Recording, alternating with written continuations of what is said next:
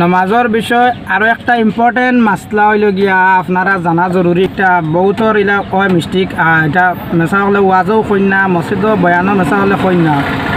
জরুরি মাত হয়েছে গিয়া দেখুন, যদি কেউ সুন্নত নামাজ পড়ে তে 4 রাকাতি সুন্নত নামাজ হইলে 4 রাকাতি যদি সুন্নত নামাজ পড়ে 2 লাখ জিওর নামাজ পড়া 4 রাকাত সুন্নত নামাজ পড়েন যদি তে 4 রাকাতও আপনি কিতা করবা সূরা মিলাইবা।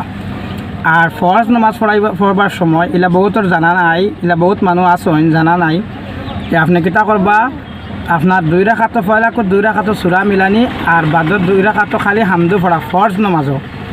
আর বাদে আপনারা সুন্নত পড়কা 4 রাকাতি সুন্নত পড়েন তে কিন্তু 4 রাকাত সূরা মিলাইবা।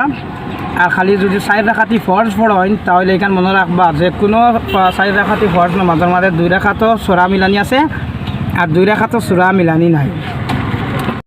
এখন আপনি জিওরর নমাজও গিয়া 2 রাকাত নমাজ পাইছেন আর 2 রাকাত পাইছেন না, এখন আপনি কিতা করবা মানে ইমাম সাহেবর করে কে নমাজও আপনি খাড়া হয়েছেন, এখন আপনার করণীয় কাম কিতা 2 রাকাতও যেন আপনি পাইলা না বা হয়তো ইমাম সাহেব সালাম ফিরাই দিলা আর বাদে কিতা করলা আপনি খাড়া হয়ে গেলা। খাড়া হওয়ার পরে আপনার কাম হয়েছে গিয়া ও যেন 2 রাকাত যেন যে 2 রাকাতও যেন সূরা যেন মিলানি হয়েছে সূরাটা যে গেছে গিয়া আপনার ইমাম সাহেবের লগে তো আপনি 2 রাকাত পড়ছেন, তো বাদে আপনি কিতা করবা হও যেন 2 রাকাত যেন সূরা পাইছেন না ও সূরা এখন বাদে আপনি মিলাইতে পারেন, কোনো অসুবিধা নাই।